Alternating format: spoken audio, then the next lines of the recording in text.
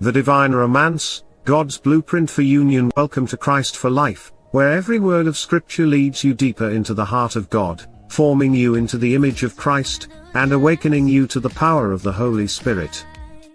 Picture this: the creator of the universe, who spoke galaxies into existence with a word, now bends down like a master craftsman, his hands working with intimate precision. Today we journey into Genesis 2:21-25, where God performs the very first divine surgery, orchestrates the first wedding, and reveals the sacred mystery of relationship, identity, and covenant love, a passage that will transform how you see marriage, community, and your own identity in Christ. Here is the scripture: "So the Lord God caused the man to fall into a deep sleep, and while he was sleeping, he took one of the man's ribs and then closed up the place with flesh.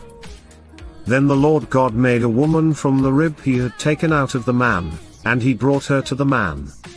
The man said, 'This at last is bone of my bones and flesh of my flesh, she shall be called woman, because she was taken out of man.' That is why a man leaves his father and mother and is united to his wife, and they become one flesh." Adam and his wife were both naked, and they felt no shame.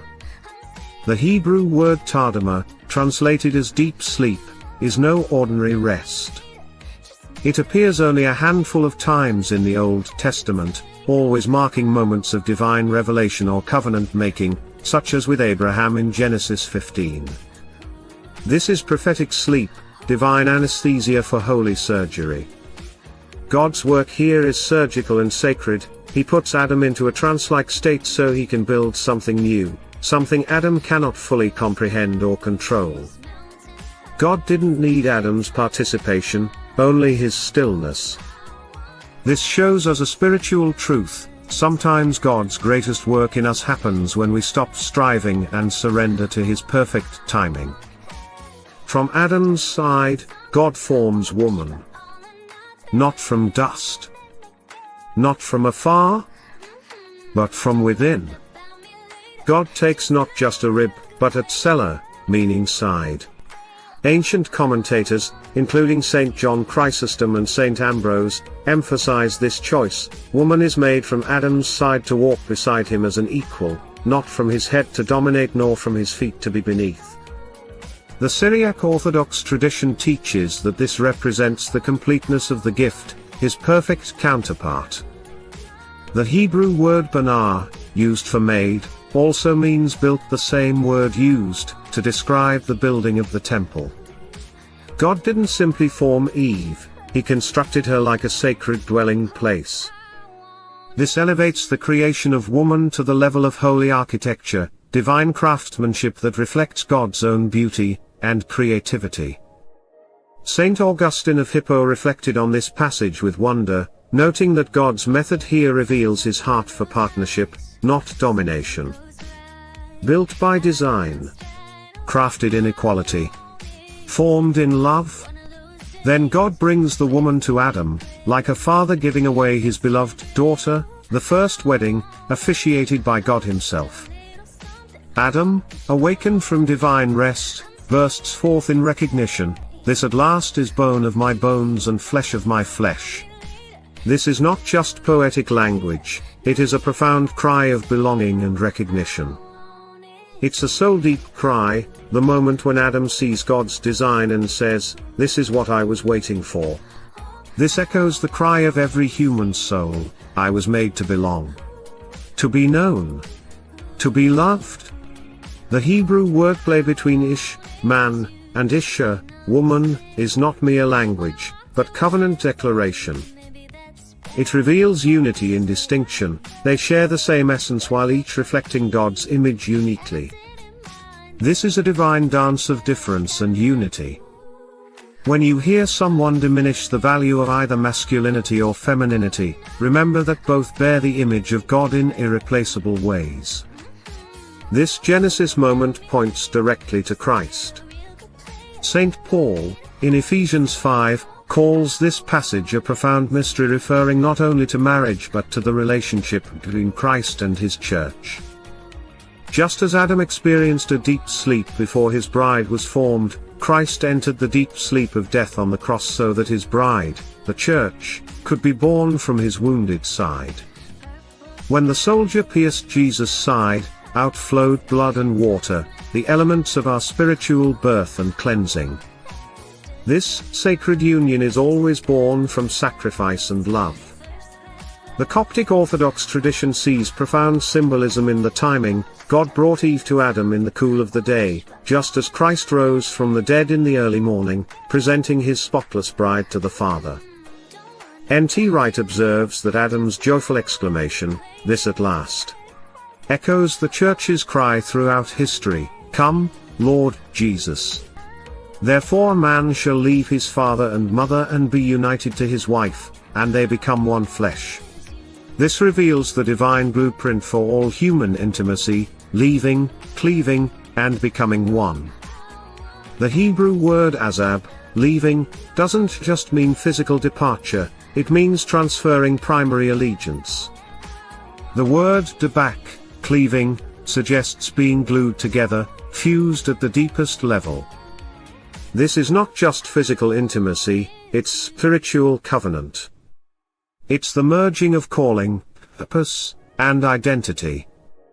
The Armenian Apostolic Church teaches that this threefold process mirrors our spiritual journey with Christ, leaving our old life, cleaving to Christ, and experiencing the mystical union of his life flowing through ours.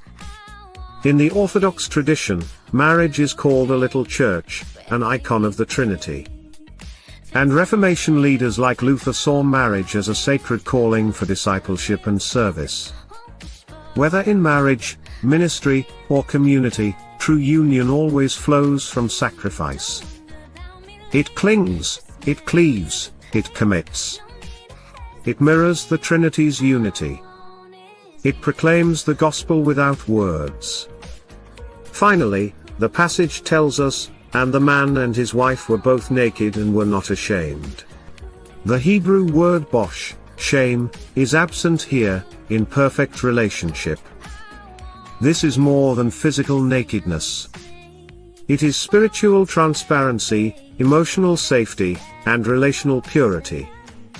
Saint Basil the Great saw in this verse a picture of humanity's original glory, complete transparency, perfect trust, unbroken communion. Before the fall, there was no shame, no masks, no fear. But after sin entered, so did hiding, blame, and division. In Christ, the second Adam, that shame is reversed. He doesn't just cover your sin, he heals your shame. He clothes you with righteousness. The Spirit of God is restoring that Edenic boldness, a return to transparency, trust, and total love. The Russian Orthodox tradition teaches that this shameless intimacy is what Christ came to restore. This passage is more than history, it's your invitation to transformation. It reveals your incredible worth. You are the beloved of God, crafted with the same careful attention that went into creating the first woman. God didn't create you from dust, he formed you from the wounded side of his own Son. You are born from sacrifice, shaped by love, and destined for intimate union with the one who gave everything to win your heart.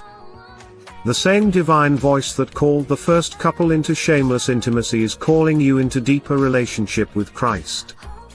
He wants to heal your shame, restore your capacity for trust, and fill your heart with the secure love you've always craved.